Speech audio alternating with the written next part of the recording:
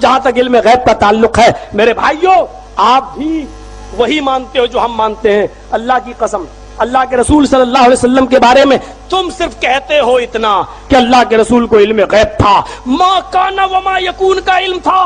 دنیا جب سے بنی ہے تب سے لے کر قیامت تک شجر حجر سمندر میں کتنی مچھلیاں ہیں درختوں میں کتنے پتے سب کا علم تھا.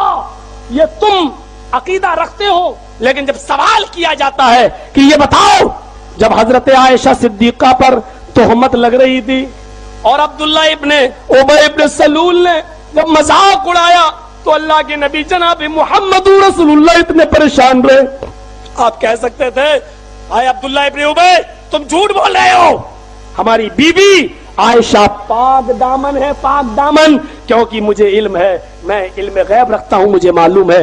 اتنا بڑا الزام لگ رہا ہے. نبی کی بیوی اما عائشہ کو پتا چلا تو گھر سے اللہ کے رسول سے اجازت لے کر اپنے گھر چلی گئی. کچھ دنوں کے بعد جب اللہ کے رسول اپنی بیوی کے پاس گئے اور حضرت عائشہ سے پوچھا عائشہ غلطیاں انسان سے ہی ہوتی ہیں تمہارے بارے میں جو افواہیں اڑ رہی ہیں مجھے صرف اتنا بتا دو کہ تم اس میں ملوث ہو یا نہیں. ایک نبی اپنی بیوی سے پوچھ رہا ہے اور تم کہتے ہو عالم الغیب عالم الغیب. ذرا مجھے بتاؤ یہ کون سا علم غیب تھا. نبی اپنی بیوی کے دہانے پر اور سراہنے پر بیٹھے ہوئے ہیں اور پوچھ رہے بیوی تمہارے بارے میں ایسے الزام مجھے بتاؤ. حضرت عائشہ ایک ہی جواب دیتی ہے اے اللہ کے رسول اگر میں آپ سے یہ کہہ دوں کہ ہاں میں نے یہ کام کیا ہے اور میرا اللہ جانتا ہے کہ میں اس سے بالکل پاک دامن ہوں تو ابھی آپ فوراً میری بات مان لیں گے کیونکہ یہ بات ہی ایسی ہے اور لوگوں نے اتنی اڑا دی ہے کہ اس کے بارے میں آپ کا دل جم گیا ہے. ابھی میں کہہ دوں ہاں مجھ سے یہ کام ہوا ہے تو ابھی آپ مان لیں گے اور اگر میں یہ کہہ دوں کہ میں نے نہیں کیا اور میرا اللہ جانتا ہے کہ میں نے نہیں کیا تب بھی آپ کو بھی اتنی جلدی یقین آنے والا نہیں کیونکہ لوگوں نے اس کے خلاف بہت سی باتیں آپ کے دل میں بٹھا دی ہیں. میرے معاملے میں اللہ کی سپرد کرتی ہوں بس میرا معاملہ بہت جلدی اللہ پر منکشف کر دے گا اللہ ہی آپ کو باخبر کر دے گا. حضرت عائشہ فرماتی ہے مجھے یہ امید نہیں تھی اتنا تو میں جانتی تھی کہ اللہ تعالیٰ ضرور میرے نبی کو خواب میں دکھلا دے گا کہ میں پاک دامن ہوں لیکن مجھے یہ امید نہیں تھی کہ میرے بارے میں قرآن کی آیتیں نازل ہوں گی. اللہ میری برات اور پاک دامنی کے لیے جبرائیل کو بھیج کر 18 آیتیں نازل فرمائے گا. اللہ کے رسول وہی بیٹھے ہوئے پیشانی پہ پسینہ آنے لگا. اما عائشہ سمجھ گئی کہ اللہ کے رسول پر جب وحی آتی تھی تو ایسا ہی حال ہو جاتا تھا سخت سردیوں میں پسینہ آنے لگتا تھا. اللہ کے رسول بیٹھے ہیں پسینہ ٹپک رہا ہے آپ بوجھل آپ بھاری سے ہو گئے آپ کا سر بوجھل ہو گیا. حضرت عائشہ سمجھ رہی ہیں ابو بکر صدیق گھبرا گئے ان کی بیوی یعنی اما عائشہ کی ماں گھبرا گئی پتہ نہیں جبرائیل کون سی خبر لے کے آ رہے ہیں پتہ نہیں میری بیٹی کے بارے میں کیا اللہ بتائے. لیکن حضرت عائشہ فرماتی ہے کہ میں بالکل نہیں گھبرائی اس لیے کہ جب میں نے یہ کام کیا ہی نہیں تو میں کیوں گھبراؤں. تھوڑی دیر کے بعد جب 18 آیتیں نبی کے اوپر نازل ہو چکی تو اللہ کے رسول مسکراتے ہوئے اٹھے کہنے لگے عائشہ خوش ہو جاؤ اللہ تعالیٰ نے تمہاری پاک دامنی کا اعلان کر دیا مجھے باخبر کر دیا یہ آیتیں تمہارے بارے میں نازل ہوئی. حضرت عائشہ کی ماں کہنے لگی اے عائشہ اٹھو جلدی اٹھو اور اللہ کے رسول کا شکریہ ادا کرو. تم کیا جانو قادری صاحب تمہارے چیلے اور چپاٹے کیا جانے تم نے ان کو اتنا بے وقوف بنا دیا ہے. حضرت عائشہ نے جو جواب دیا تھا وہ تمہیں بتاتا ہوں. حضرت عائشہ کی ماں کہہ رہی ہیں تمہارے بارے میں قرآن کی آیتیں نازل ہوئی اللہ نے پاک دامنی کا اعلان کر دیا عائشہ تم نے اٹھو اور نبی کا شکریہ ادا کرو. حضرت عائشہ نے یہ کہہ کر ٹھکرا دی اپنی ماں کی بات میں نبی کا کیوں شکریہ ادا کروں میں محمد رسول اللہ کا کیوں شکریہ ادا کروں. یہ بھی تو انہی لوگوں کے باتوں میں آ رہے تھے میں تو شکریہ اس ذات کا ادا کروں گی جس نے میری پاک دامنی کا اعلان کیا میں بھی شکریہ اس کا ادا کروں گی جس نے مجھے پاک دامن ثابت کر دیا. بیوی رسول اللہ کے شکریہ کو ریجیکٹ کر رہی ہے اور اللہ کا شکریہ ادا کر رہی ہے.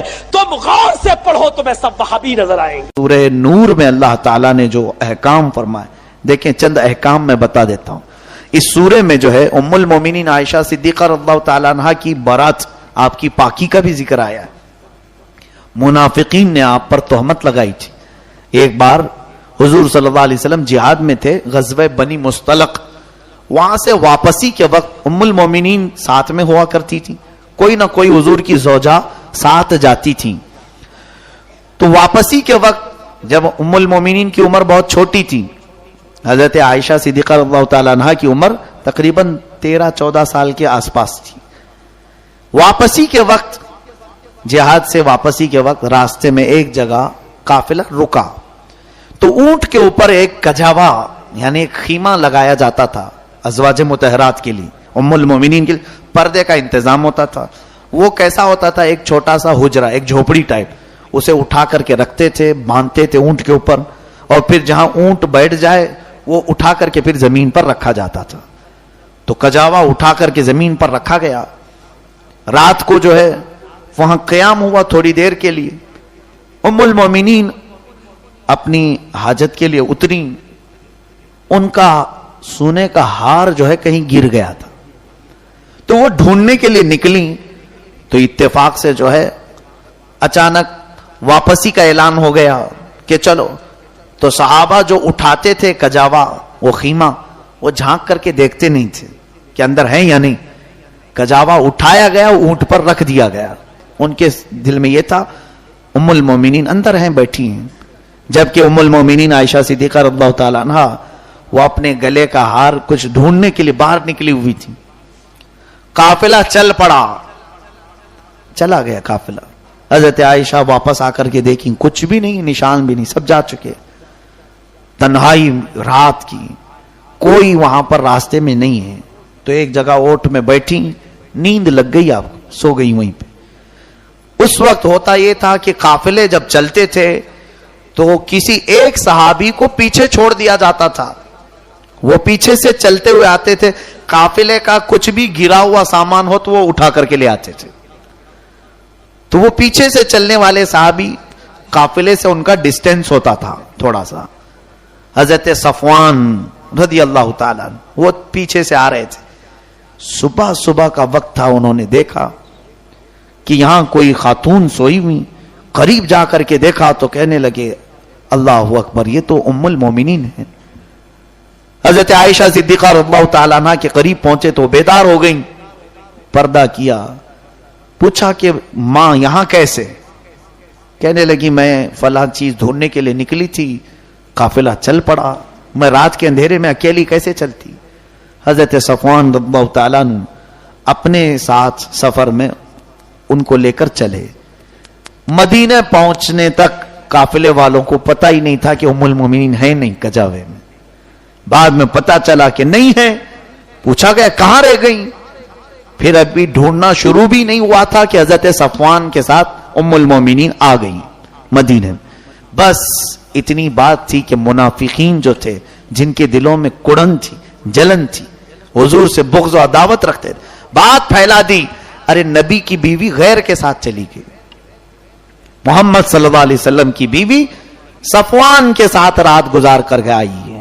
معاذ اللہ رب العالمین. بڑی بڑی باتیں ہیں. ماں عائشہ صدیقہ کی شان میں حضور صلی اللہ تعالی علیہ وسلم کے پاس بھی یہ باتیں آنے لگی. حضور نے پوچھا اے عائشہ کیا معاملہ ہے؟ انہوں نے بتایا یہ معاملہ ہے. عمر بھی کم تھی حضرت عائشہ کی. رسول کریم صلی اللہ علیہ وسلم کو کئی لوگوں سے یہ باتیں سننے میں آئیں تو حضور صلی اللہ علیہ وسلم نے حضرت عائشہ سے کچھ بات ہی نہیں کی. وہ وقت بڑا ڈیفیکلٹ تھا حضرت عائشہ کے لیے، بہت ڈیفیکلٹ تھا. آپ کہتی ہیں کہ میں رو رو کر کے آنکھیں سجا چکی تھی. حضور بھی اب بات نہیں کر رہے تھے. کہتے ہیں اے عائشہ یہ معاملہ میں اللہ کے سپرد کرتا ہوں. حضرت عائشہ اپنے گھر چلی گئیں، میکے چلی گئی. ان کے باپ ابو بکر صدیق بھی بات نہیں کر رہے ہیں رضی اللہ عنہ، کچھ نہیں کہنے. حضرت عائشہ کہتی ہیں دن روتی تھی، رات روتی تھی، اے اللہ میرا معاملہ سب کے سامنے صاف فرما دے. کیونکہ لوگوں نے الزام لگایا ہے، تہمت لگائی، عزت کی بات ہے، لیکن میرے آقا جانتے تھے کیونکہ وہ عالم الغیب ہیں. حضور جانتے تھے، لیکن یہ ایک آزمائش چل رہی تھی. دیکھیں کبھی کبھار صبر کی ضرورت ہوتی ہے، یہ میرے آقا کی زندگی سے ملتی ہے چیز. حضرت ابو بکر کو چھوڑ کر کے حضور صلی اللہ علیہ وسلم نے دوسرے صحابہ کو بلانا شروع کیا. حضرت عمر سے پوچھا عمر عائشہ کے بارے میں ایسی ایسی باتیں سننے کو آ رہی ہیں، تمہارا کیا خیال ہے؟ آگے بڑھتے ہیں. کہتے ہیں یا رسول اللہ صلی اللہ علیہ وسلم، اللہ تبارک و تعالی نے قرآن میں آپ کے گھر والوں کے بارے میں یوں فرمایا ہر طرح کی برائی کو آپ کے گھر سے دور کیا ہے. اگر عائشہ کے اندر برائی ہوتی تو کبھی مولا آپ کو نکاح کا حکم ہی نہیں دیتا, ہو ہی نہیں سکتا.